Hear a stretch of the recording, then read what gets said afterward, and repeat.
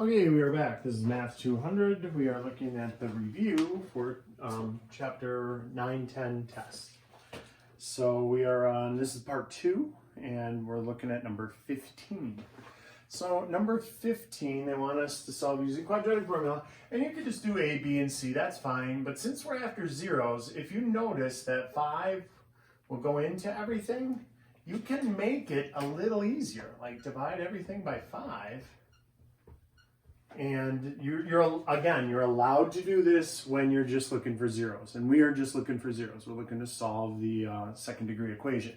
If you're graphing and finding maximums and minimums and vertices and things like that, the vertex, the high or low point, this is not cool because that will mess up the graph. All right, but if we're just looking for zeros, we're good for this.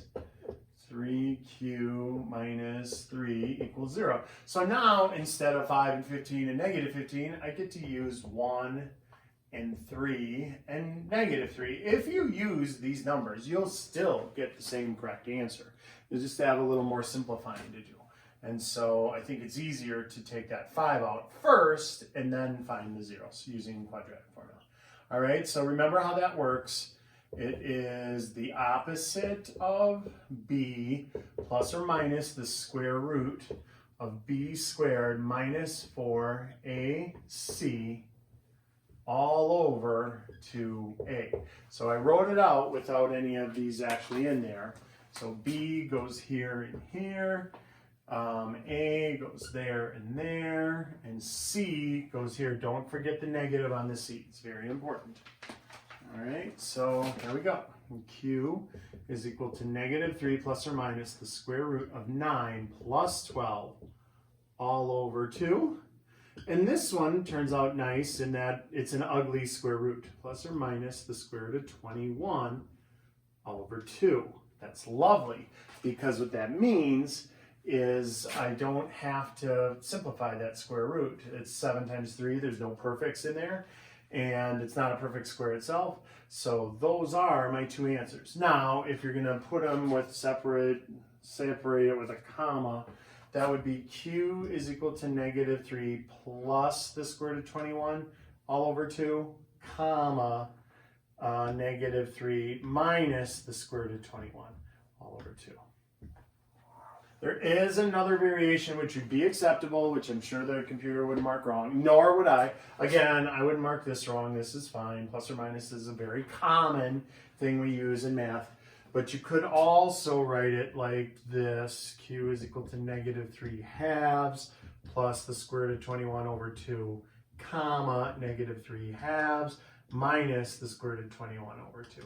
That is a third correct version, you know, of writing this. All mean exactly the same thing. All right? Okay, let's look at 16. Oh, logs. Good, I like logs. Logs are just a fancy way of writing exponents. And so when you're looking at a log, it's just shorthand. Again, mathematical shorthand, much like when you learned about exponents and powers. All right, so 16, we have log base x of 81 is equal to 4. So that's interesting. So now, logs are just a fancy way of writing exponents. The way I memorized this, way back when I learned it, log base 10 is on your calculator. That's log, that's log base 10. Of 100, so you do log of 100 and hit enter, and it'll tell you 2.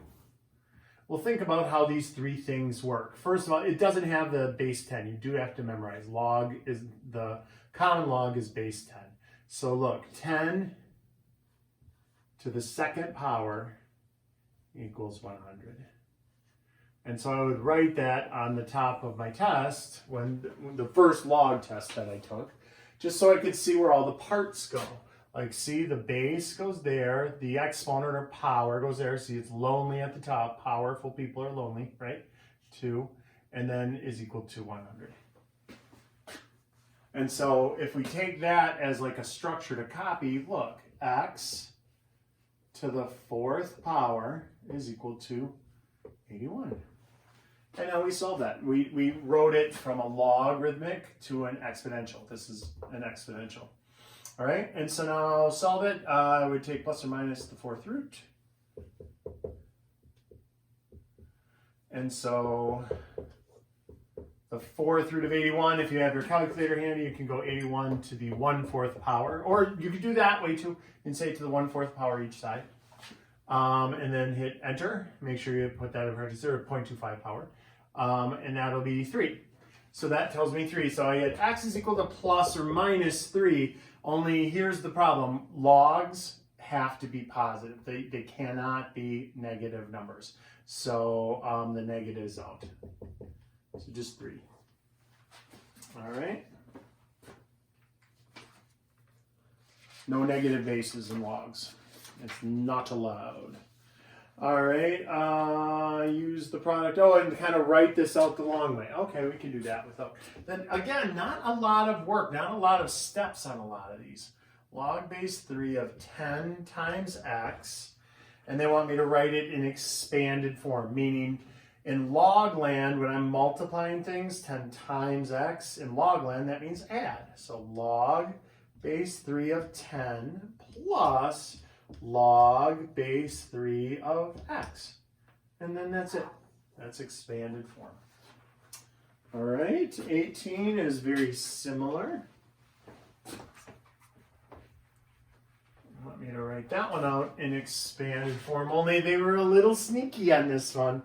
Watch out for this little sneaker here. Look, they have log base 7 of 7/13. Okay?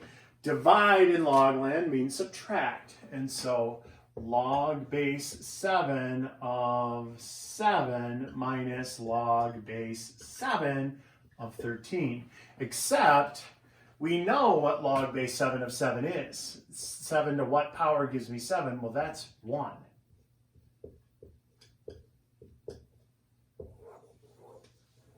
So you do have to simplify that. I will, if you just have this, I would take 1 off of the, I think it's a 3-point, or is it a 4-point? It's a 4-point. So you'd still only just lose 1, but I'd rather you don't lose any, right? So make sure to simplify it if it can be. All right, so let's look at the next one. Number 19 has this. Log base 3 of 2x to the 5th, y to the 2nd, and they want me to write that out in expanded form. So we have log base 3 of 2 plus log base 3 of x to the 5th plus log base 3 of y to the 2nd. Okay? And so now this, I can't do anything with that, but these two, I can still go a little farther. I can come on down. Whenever you have a log with a base to something to a power, that power can get pulled down in front of that log. So we have log base 3 of 2 plus 5 log base 3 of x plus 2 log base 3 of y. Whew. So much easier in this form, right? But that is expanded form, where we wrote it out as far as we could. All right, 20, they just want you to do it on the calculator. I think I left that blank on the one that I copied in, so you'll have to add the number or do it on your own calculator. But I did not provide the answer in the blank. I left the blank on the key. So here, I had the work for it, but not the actual answer. So log base 6 of 42. So your calculator, well, depending on how fancy your calculator is, there are some fancy calculators where they'll let you change the base. You can put in whatever base and hit 42 and just hit enter, and it'll do it. Most calculators not. So what we do to trick this out, it's called the change of base formula. Log base 10 of 42, make sure you do that end parenthesis. Write yourself a note. And then divided by log base 10 of 6. That one doesn't matter if you put that last parenthesis on or not. But this one is very important because otherwise it'll take 42 divided by log 10 of 6 and divide it into 42 and then do that log and you'll get the wrong answer. And I don't want you to get the wrong answer. I want you to get the right answer. So when you do it this way with the end parenthesis, it should turn out to be 2.086. All right. Let's look at 21. We got log base 7 of x plus log base 7 of x equals 2. And they want me to solve for x. Oh, all right. Finally, a little equation here. So these are like terms. So log base 7 of x plus log base 7 of x is 2. Log base 7 of x is equal to 2. But now what you can do is pull this up. Instead of come on down, it's go on up. So we have log base 7 of x squared equals 2. All right. So now we want to write this thing like it's an exponent. So again, look, you have this written down or something like it as a basis to what goes where. So I want to go from here to there. So 7, that is my base, to that power is equal to x squared. And so now don't be silly. Don't make it 49 equals x squared and then do plus or minus the square root. Don't do that. Don't do that. It's just 7, right? X is equal to 7. So if you did do 49 and you did plus or minus 7, you would throw away the negative because you can't have 7 to some power to be negative 7. So this can't be a negative number either. So, all right. That was 21. Oh, only 2 more problems. All right, 22 and 23. So let's take a look at that. 22 is use quadratic formula. And we will do that. And then 23 is just find the discriminant and tell me how many solutions, what type of solutions they are. So 22 is q squared plus 8q plus 16 equals 0. So we got a is equal to 1, b is equal to 8, c is equal to 16. We put it into the opposite of b plus or minus the square root of b squared minus 4ac all over 2a. And let's insert our numbers from there. So the opposite of 8 squared, 1 in those 2 spots, and 16 there. So we have negative 8 plus or minus the square root of 64 minus 64 all over 2. Oh, very interesting. So now look, that's 0. So we got q is equal to negative 8 plus or minus the square root of 0 over 2. Well, plus or minus 0, it's just going to stay negative 8 over 2, which is negative 4. So that is a special case. That's called multiplicity. That means if we were to factor this thing, it would factor into x plus 4 times x plus 4 equals 0. And then you get 2 answers, but they wouldn't be distinct. It would be x equals negative 4, x equals negative 4. And so when that happens, that's called multiplicity. That means the 2 solutions kind of occupy the same space. If you did the graph, that meant the vertex is exactly on the x-axis. That's how it hits the x-axis in only one spot. That's the vertex. All right. So lovely. That's a different little problem. I thought for sure we'd get stuck with like a negative one and have to do an imaginary in our answer, like an I squared, but that did not occur. So here we go. 23. Negative 4d squared plus 2d minus 3 equals 0. And what they want you to do is just look at the b squared minus 4ac. That is the discriminant. That's the part that's under the square root in the quadratic formula. So a is equal to negative 4, b is equal to 2, and c is equal to negative 3.